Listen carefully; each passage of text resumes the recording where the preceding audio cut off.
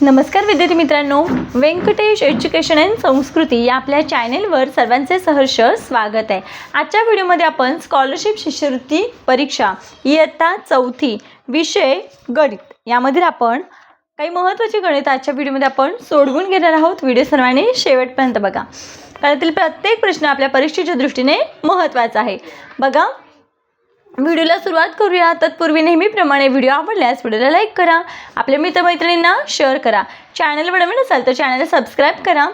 इथे पहिला प्रश्न आपल्याला असा दिला आहे, या अपूर्णांकांच्या उतरत्या क्रमातील शेवटचा अपूर्णांक कोणता? बघा, छेद समान आहे, आपल्याला उतरता क्रम लावायचा आहे, म्हणजे मोठे अपूर्णांक पहिल्यांदा।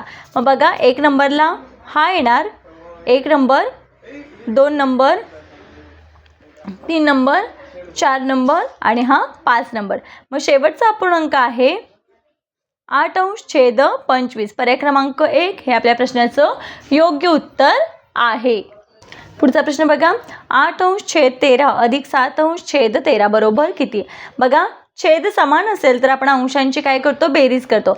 मग 8 आणि 7 किती होतात, 15, आणि छेद आहे तसं आपण एकदाच लिहितो। पण बघा बरं, 15/13 असं कुठेच नाही उत्तर।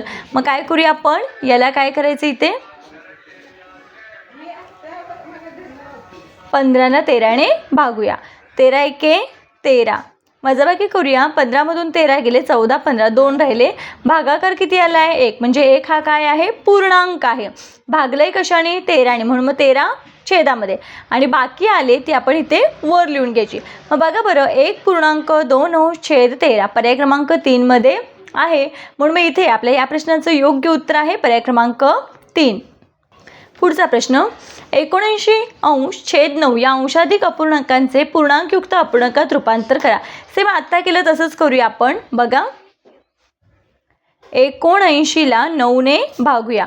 मग बघा, 9×8 = 72, 9×9 = 81, मग 9×8 = 72, 9तून 2 गेले, किती राहिले, 7 राहिले।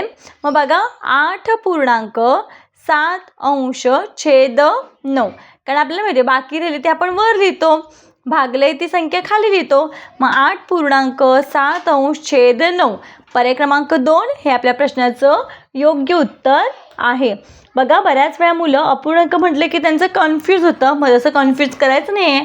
यासारखीच अजून काही गणितं तुम्ही सरावासाठी घ्यायची आहेत, जेणेकरून परीक्षेला ही गणितं सहज लगेच सोडवता येतील। पुढचा प्रश्न बघा, 2.5 किलोमीटर प्लस 1.5 किलोमीटर बरोबर किती? मग बघा, 2.5 किलोमीटर म्हणजे किती, 2500, आणि 1.5 किलोमीटर म्हणजे 1500। मग या सगळ्यांचं आपण मीटरमध्ये कन्वर्ट केलं आहे, कारण आपल्याला उत्तर मीटरमध्ये विचारलं आहे। मग यांची बेरीज विचारले, बेरीज करूया। शून्यांची बेरीज 0, 5 आणि 5 = 10, हातचा 1, 2, 3 आणि हा 1, 4। मग आपलं उत्तर किती आलं, 4000 मीटर। मग बघा बरं, 4000 मीटर पर्याय क्रमांक 3 मध्ये आहे, म्हणून आपल्या या प्रश्नाचं योग्य उत्तर आहे पर्याय क्रमांक 3। पुढचा प्रश्न, 36,000 ग्रॅम म्हणजे किती किलोग्रॅम? बघा, आपल्याला माहिती आहे 1 किलोग्रॅम म्हणजे 1000 ग्रॅम। मग आता इथे ग्रॅम दिलं आहे आणि ग्रॅमचं किलोग्रॅममध्ये कन्वर्ट करायचं आहे। मग 1000 ग्रॅम बरोबर 1 किलोग्रॅम। मग काय करूया, हे 3 शून्य कट करूया। 36,000 ग्रॅम बरोबर किती किलोग्रॅम, 36 किलोग्रॅम। पर्याय क्रमांक 1 योग्य उत्तर। पुढचा प्रश्न बघा, एका दूध केंद्रात 40 लिटर दूध जमा झाले होते, त्यापैकी 25.5 लिटर दूध विकले, तर किती लिटर दूध शिल्लक राहिले? एका दूध केंद्रात 40 लिटर दूध शिल्लक राहिले होते, त्यापैकी 25.5 लिटर। आता मला सांगा, 40 लिटर म्हणजेच किती, 40,000 मिली, ठीक आहे। 25.5 लिटर, 25.5 म्हणजे किती? बघा, प्रश्न सोपा आहे, वजाबाकी करायची इथे, पण 25.5 लिटर 40 लिटर ह्याचं कन्वर्ट करता आलं पाहिजे, हेच एवढं अवघड आहे। पण समजून घेतलं तर खूप सोपं आहे, त्याच्यामुळे काळजीपूर्वक प्रश्न सोडवायचा आहे। 25.5 म्हणजे 25,500 मिली। वजाबाकी करूया, शून्यांची वजाबाकी 0, शून्यातून काही 5 जात नाहीत, आपण 39 मधला 1 इकडे घेऊया, 10 झाले, इथे 40 मधला 1 तिकडे घेतला, इथे 39 राहिले, ठीक आहे। आता बघा, 10तून 5 गेले 5, 9तून 5 गेले 4, 3तून 2 गेले 1, मग आपलं उत्तर किती आलं, 14 लिटर 500 मिली दूध शिल्लक राहिले. मग बघा बरं, 14 लिटर 500 मिली पर्याय क्रमांक 3 मध्ये आहे. म्हणून आपल्या या प्रश्नाचं योग्य उत्तर आहे पर्याय क्रमांक 3. बघा, घड्याळावरील प्रश्न आहे. गायत्री दुपारपूर्व 10ला 30 मिनिटं कमी असताना परीक्षेस गेली.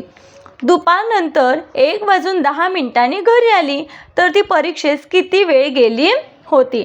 आता ती 10ला 30 मिनिटं कमी असताना, 10ला 30 मिनिटं कमी म्हणजेच किती? 9:30 ना. 10ला 30 मिनिटं कमी म्हणजे 9:30ला परीक्षेला गेली आणि दुपारी 1:10 घरी आली. आता काय करायचं आहे बघा, हे 9:30, 9:30 अजून याच्यामध्ये 30 मिनिटं ॲड केली तर 10 वाजतील. मग 10च्या नंतर बघा 11, 11च्या नंतर 12 आणि 12च्या नंतर 1 आणि हे वरचे 10 मिनिटं आपण ह्या मिनिटामध्ये ॲड करूया. 30 आणि 10 मिनिटं किती झाले? 40 मिनिटं. हा 1 तास, हा 1 तास, हा 1 तास म्हणजे 3 तास 40 मिनिटं ती परीक्षेस गेली किंवा परीक्षेस किती वेळ होता? 3 तास 40 मिनिटं. मग बघा बरं, पर्याय क्रमांक 3 मध्ये 3 तास 40 मिनिटं आहेत. म्हणून इथे आपल्या या प्रश्नाचं योग्य उत्तर आहे पर्याय क्रमांक 3. बघा, या पद्धतीनं आपल्याला यासारखी अनेक गणितांचा सराव करायचा आहे, जेणेकरून आपल्याला पेपर सोपा जाईल आणि आपली स्कॉलरशिप शिष्यवृत्तीसाठी निवड होईल किंवा आपण पात्र होऊ. यासाठी सर्वांनी जास्तीत जास्त प्रश्नांचा सराव करायचा आहे. बघा, आशा करते आपल्या सर्वांना व्हिडिओ आवडला असेल. व्हिडिओ आवडल्यास लाईक, शेअर, सबस्क्राईब. आजचा व्हिडिओ कसा वाटला ते कमेंटमध्ये नक्की सांगा. भेटूया पुढच्या व्हिडिओमध्ये नवीन प्रश्नांसह. तोपर्यंत नमस्कार. थँक्यू.